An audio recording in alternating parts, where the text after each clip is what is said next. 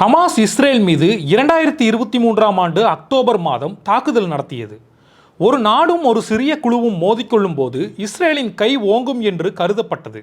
சுற்றியிருந்த நாடுகளிலிருந்து சிறு சிறு குழுக்கள் இஸ்ரேல் மீது தாக்குதல் நடத்துவதும் இஸ்ரேல் பதில் தாக்குதல் நடத்துவதுமாக இருந்தது. லெபனானின் ஹிஸ்புல்லா மற்றும் பாலஸ்தீனத்தின் ஹமாஸ் போன்ற அமைப்புகளுக்கு ஈரான் உதவி செய்வதாக கூறி நேரடியான தாக்குதலை ஜூன் 13ஆம் தேதி இஸ்ரேல் ஈரான் மீது மேற்கொண்டது. இஸ்ரேல் போர் முடிவுற்றதா? இனிதான் தொடங்குகிறதா? இதுவரை இஸ்ரேல் ஈரான் போரில் என்ன நடந்தது? மத்திய கிழக்கு நாடான இஸ்ரேல் மற்றும் ஈரான் இடையே 1980களிலிருந்தே மோதல் போக்கு நிலவி வருகிறது. கடந்த ஜூன் 13ஆம் தேதி இஸ்ரேல் ஈரான் மீது தாக்குதலை மேற்கொண்டது. ஈரானின் அணு ஆயுத தளங்கள், ஏவுகணை மையங்கள் மீது இஸ்ரேல் சராமரி வான்வழி தாக்குதலை நடத்தியது. 200க்கும் மேற்பட்ட போர் விமானங்களால் ஈரான் தாக்கப்பட்டது. முகமது பகோரி, அமீர் அலி, ஹொசைன் சலாமி 3 தளபதிகள் கொல்லப்பட்டனர். ஈரானின் அணு ஆயுத தளம் பலத்த சேதமடைந்தது. இந்த தாக்குதலை நடத்த இஸ்ரேல் கூறிய காரணம், ஈரானின் அணு ஆயுத தயாரிப்பு வெற்றி பெற்றால் தங்கள் நாட்டிற்கு பாதிப்பு ஏற்படும் என்று கூறியது. இதற்கு ரைசிங் லயன் என்று பெயரிட்டது இஸ்ரேல். இந்த தாக்குதலுக்கு பதிலடி கொடுக்கும் விதமாக ஈரான் இஸ்ரேலின் முக்கிய நகரமான ஜெருசலம், டெல் அவிவ் நகரங்களை குறிவைத்து 250க்கும் மேற்பட்ட ஏவுகணைகளை வீசி தாக்குதலை நடத்தியது. இப்படி இரு நாடுகளும் மாறி மாறி தாக்குதல் நடத்தி கொண்டதில் ஈரானில் 78 பேர் கொல்லப்பட்டதாகவும், ஈரானின் கண்டம் விட்டு கண்டம் தாக்கும் 200க்கும் மேற்பட்ட ஏவுகணைகள், 100க்கும் மேற்பட்ட ட்ரோன்கள், இஸ்ரேலின் பலம் பொருந்திய அயன் டேம் வான்வெளி பாதுகாப்பையும் தாண்டி பல இடங்களை தாக்கியது. இஸ்ரேலில் ஏராளமான கட்டிடங்கள், அடுக்குமாடி குடியிருப்புகள் பலத்த சேதமடைந்தன. இந்த தாக்குதலுக்கு ஈரான் வைத்த பெயர் ட்ரூ பிராமிஸ் என்றது. மாறி மாறி தாக்குதல் நடந்து கொண்டிருந்த வேளையில் பிரதமர் பெஞ்சமின் நெதன்யாகு, ஈரான் வேண்டுமென்றே பொதுமக்கள் குழந்தைகளை கொன்றுள்ளது, இதற்கு பெரிய விலை கொடுக்கும் என்றார். அவர் கூறிய சில மணி நேரத்திலேயே ஈரான் தலைநகர் டெக்ரானில் போலீஸ் தலைமையகத்தில் இஸ்ரேல் ட்ரோன் மூலம் தாக்குதல் நடத்தியது. ஜூன் 16ஆம் தேதி ஈரான் நடத்திய தாக்குதலில் அமெரிக்க தூதரகம் சேதமானது. இது சர்வதேச அளவில் பதட்டத்தை உருவாக்கியது. இந்நிலையில் ஈரான் உச்ச தலைவர் கமேனியை கொல்வது கடினமல்ல என அமெரிக்க அதிபர் ட்ரம்ப் பேசியது உச்சகட்ட பரபரப்பை ஏற்படுத்தியது. அணுசக்தி தொடர்பான ஒப்பந்தத்தில் கையெழுத்திட ஈரானுக்கு வாய்ப்பு அளிக்கப்பட்டது. ஆனால் அந்த நாடு ஒப்பந்தத்தில் கையெழுத்திட மறுத்ததாகவும் கூறப்படுகிறது. G7 மாநாட்டில் இருந்து பாதியில் புறப்பட்ட அதிபர் ட்ரம்ப் இஸ்ரேலுக்கும் ஈரானுக்கும் இடையேயான போர் நிறுத்தத்தை முடிவுக்கு கொண்டு வருவதற்காக நாடு திரும்பினார் என்று கூறப்பட்டது. ஜூன் 18ஆம் தேதி அமெரிக்க அதிபர் ட்ரம்ப் அணு ஆயுத தயாரிப்பு முயற்சிகளை விட்டு ஈரான் சரணடைய வேண்டும் என்று எச்சரிக்கை விடுத்த நிலையில் அதற்கெல்லாம் வாய்ப்பில்லை, போர் துவங்குகிறது என்றார் ஈரானின் உச்ச தலைவர் கமேனி. ஜூன் 19ஆம் தேதி ஈரான் செய்த செயல் திடுக்கிட வைத்தது. பீர்ஷோபாவில் உள்ள 1000 படுக்கை கொண்ட இஸ்ரேலின் மிகப்பெரிய மருத்துவமனையின் மீது ஈரான் நடத்திய தாக்குதலில் 40க்கும் மேற்பட்டோர் படுகாயமடைந்தனர். இது போர்க்குற்றம் என்று இஸ்ரேல் கூறியது.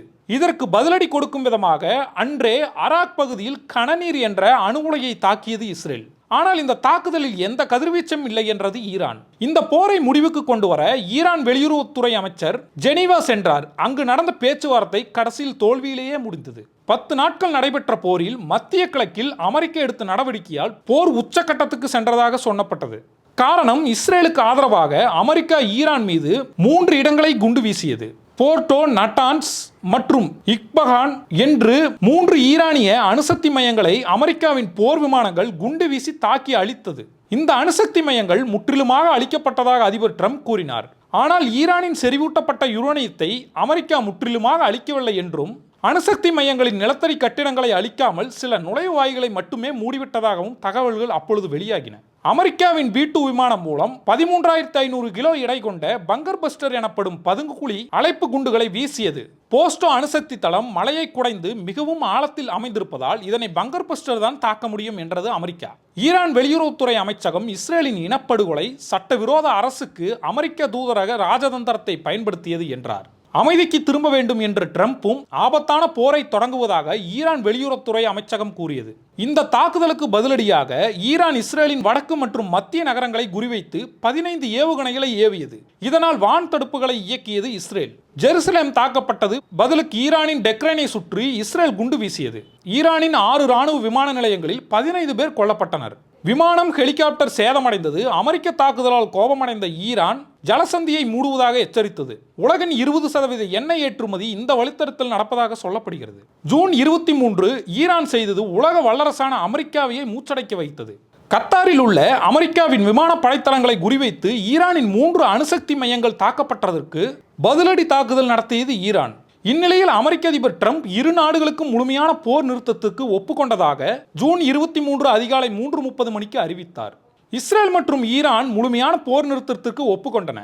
இந்த அறிவிப்பை முதலில் ஈரான் ஒப்புக்கொண்டது. ஆனால் அதிபர் ட்ரம்ப் அறிவித்த பின்னரும் ஈரான் மற்றும் இஸ்ரேல் தாக்குதலை தொடர்ந்தன.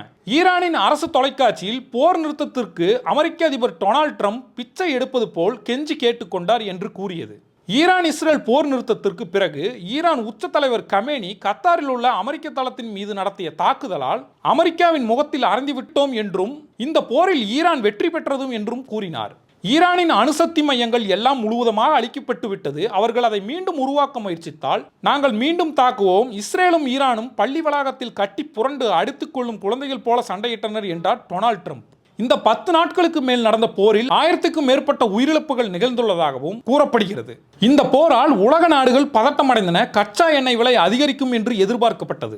இந்த போர் தணிந்துவிட வேண்டும் என்றுதான் உலக தலைவர்களும் சமூக ஆர்வலர்களும் நினைக்கின்ற வேளையில் இனிதான் தொடக்கம் என்பது போல ஈரானின் உச்ச தலைவர் கமேனி கூறியது இனி என்ன நடக்கும், என்ன பாதிப்பு ஏற்படும் என்று அச்சம் ஏற்படுகிறது. என்ன நடக்கும் பொறுத்திருந்து பார்க்கலாம்.